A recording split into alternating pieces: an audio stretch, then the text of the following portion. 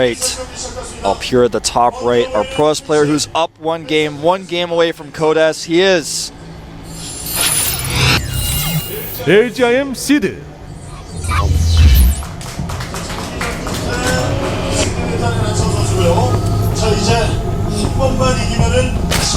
Down here at the bottom left, our Zerg player, he needs to win this game or he will fall to Code A from the team Startail. His ID is StarTale Curious.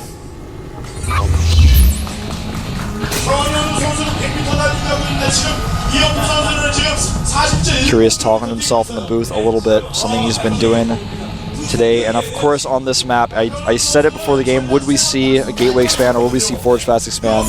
It would be crazy to Gateway expand on a map of this size.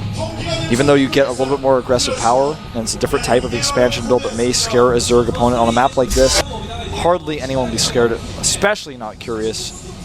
You can see on this map, neither player playing very many games. One win does go to Curious. He just got that win just moments ago against Hero, securing him his position in the final match. So today is the first day he's ever played on this map in a televised match.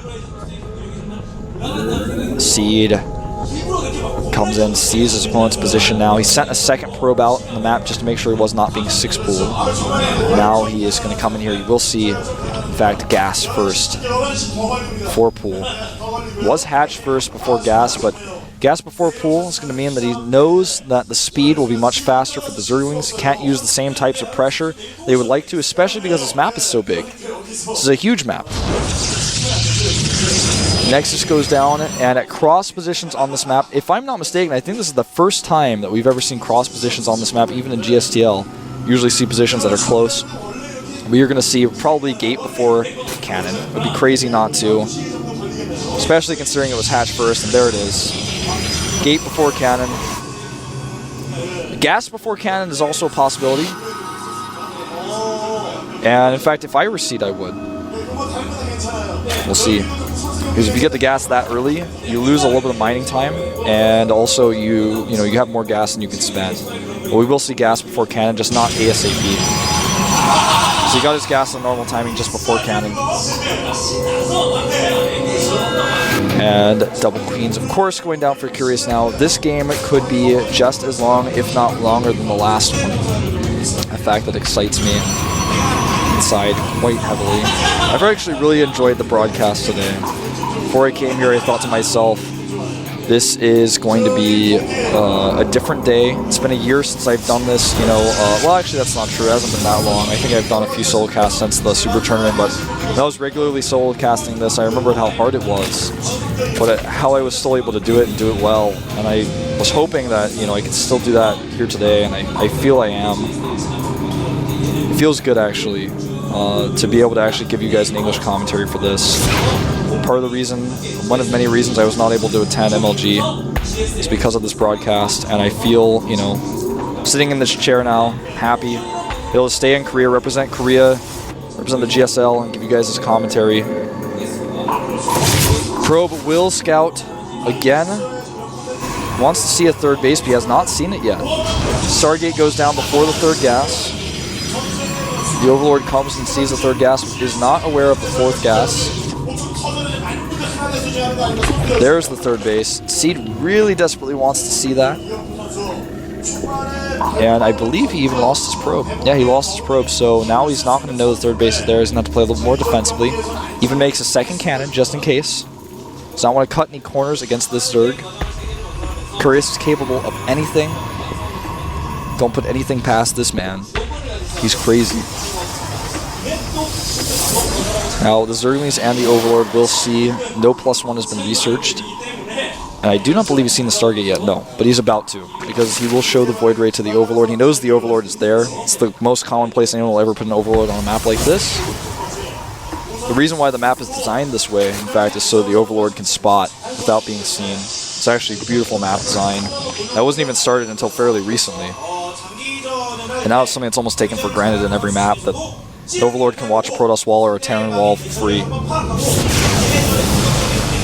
The Overlord does now see what's up. He's already got an Evolution Chamber. Will start probably Spores of all of his bases immediately. Adding extra queens now. His creep is already spread towards his third base. With a lair being done here, we'll find out what sort of tech Curious is going for. I do not believe he made a Roach Warren. Yeah, he did not. So he is going to go Spire, I believe, with the +1 already on the way. For as long as he could go Infestation Pit as well. And I actually, now that I think about it, on a map like this, even though Curious has been known to go for fast Infestation Pit, on a map like this, Spire does not make sense. I just said that backwards about what Curious is known to do, but Spire doesn't make sense too far. He hasn't made a choice yet. I think he wants to deal with this first. Well, that drone is absolutely fine. That was such a weird lift choice by Seed. I'm not sure why he decided to go for that. That drone actually just saw his life flash before its eyes. The drone will never question the Queen's command again after it saved him. Robotic Support Bay goes up very quickly for Seed, and he is going up now to 7 gateways. 8 gateways. 8 gateways in Robotic Support Bay. It's going to be an all-in. So strap your seatbelts and watch with me what Curious does to hold. There's the Spire. He is going to go Spire, actually, on this map. Huge rush distance, huge air distance, especially at cross positions. It's going to take forever for those mules to get over there. And this game will likely end up in a base trade. Right now he's already got all 6 gases mining. We'll very, very soon add, he's going to very soon start banking up the resources to get probably like 16 mutas at once.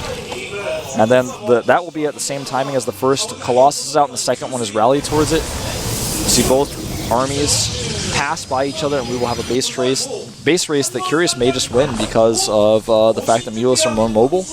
Huge map, easy to hide buildings for Zerg, hard to find them as Protoss, easy to find them as Mutalisk. This game is by far not necessarily going to be determined by a base trade, but it's just what it seems like right now. He may just try to use the Colossus to secure a third base with these gateways. That's kind of like a backup transition that you can make, but it's kind of a weird one to make. And I think that if he does, Curious will just take a 4th base. He's already mined so much gas to just keep the Protoss on 3 bases. And no, he's not going to wait. This push has been seen. He's trying to hide the Colossus, but it's been seen. It's been seen, and he knows. This Colossus has to be careful, taking a lot of hits already on these Lings. One Spine Core does finish. He's making additional ones. He does not have any Infestors to hold, and Seed may just take this game. Right now, the army supply, 64-41. The Corruptors are on the way with the Spire rather than Mutas. And this timing is just so fast. These Colossi are out so quick. And the one Colossus does fall. Beautiful by Curious. And Transfuse is going on the Spine. Will save it. But the Void Ray is still here. The Void Ray is still here as well as the Stalkers. Curious is going to be hard-pressed to hold this. Corruptor's going strong. The Phoenix is tanking some damage for them. The Colossus pulls back. Needs to add some extra damage to these Zerglings. And Curious may in fact hold his Colossus though. Seed's Colossus doing so much damage. And now these Corruptors are dead weight. There are no units on the ground. Curious is supply blocked. There are several force fields still available. He's warping in more sentries. The Zerglings will come in here. The units of Seed have +1. The units of Curious have no upgrades whatsoever. The Zerglings have +1, but the Roaches do not. He's going to ignore this base. He's not wasting any time. That's a lot of Zerglings with +1. But he does not have enough for us around. The Stalker Ball is so dense here. He's trying to get the forward pylon. A beautiful decision by Curious. He will get the forward pylon. There is a second one, however, and it does warp Zealots in. Oh man, Curious may be out here. He may die. Seed, if he wins the first game, he always wins the second game. Corruption going down on every individual Stalker, but there are not enough Roaches. The pylon survives. GG, Seed will be in Code S. There he is, feeling great about his win, as he should. Giving a thumbs up. Incredible Miracle Seed will advance, and Curious will have to fight another day. A lot of Zerg versus Protoss for him today. Did not show bad games, but Seed just was the better player in the end. And that's it. Our results are set now. Seed takes the final match, the final best of 3. will advance. Curious will be in the second round of Code A, meaning that if he wins 2 rounds of Code A, he'll be back in Code S. Definitely. If he does not, however, he will have to go to the up and down matches again, where he has dominated time and time again. But this has not been his arena. Curious has not been able to advance very much in Code S. Seed is a very new Code S player. You could say the same of him as well, but today was his day to advance, and we'll see what opponents he gets in his next group. This has been such an awesome match, group of matches today. I've been really enjoying casting it for you guys. Make sure you tweet at myself, tell me what you thought, tweet at GOMTV, and hashtag GSL. You can hashtag Lone Wolf if you want to talk about myself specifically when you tweet at these groups of people. Follow GOMTV on Twitter, and myself, Proxy Wolf. Go to Global GOMTV on Facebook, like that page. And we have a new show coming up. It's been announced, I guess, technically on that splash screen. I saw it. It's going to be called the GSL News Network. It was a show I thought up where basically you're going to get updates about the matches ahead, get a recap on the matches that happened the week before. And I'm not 100% sure exactly how the format of the show is going to go, but it was an idea I presented to GOMTV. They ended up liking it.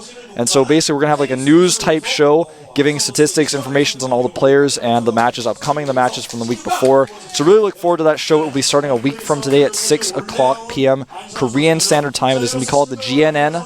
So really look forward to that. Now we're going to take a look at today's results. I'm going to pop them up on screen so you guys can see exactly how the group finished up. Ghost King going 2-0, advancing to the round of 16. Seed will do the same, getting second place in the group. Taking out Curious in the rematch, taking them out twice. Curious goes to the round 2 of Code A with 1 win and 2 losses, and Hero falling all the way to the first round of Code A, may even fall out of the GSL if he loses there. So if you're a Hero fan, make sure to tweet at him, give him your support, because this is going to be a long road for him. And of course, tomorrow's matches for Group B, they will in fact be Quantic, Naniwa, Creator, Prime, Quantic's STC, and LGIM's Nestea. A sick lineup of matches. Naniwa and Nestea was quite the rivalry. They have shown this in the past. This will likely be cast by Tastosis unless there is a flight delay, in which case I will actually come and fill in. So it may be me again tomorrow, it may be Tastosis. They are planned to be broadcasting the matches, but anything can happen with flights. Nobody knows. So be prepared for any eventuality that may occur for those exciting matches tomorrow. It's a sick group of players. The STC recently joining Quantic, you know, kind of ironic. Of course, he's playing in the same group of Quantic's basically poster child, I guess you could say, and Naniwa.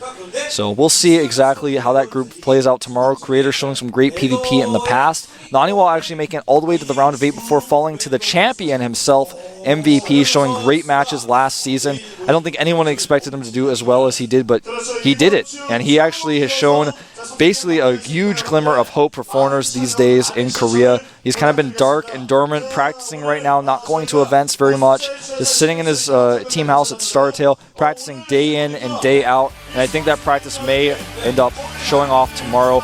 Well, it's been a great day of matches. I will potentially see you guys tomorrow. If not, I'll see you on the weekend for GSTL. I have been Wolf. This has been the GSL Code S Season 3. See you guys next time.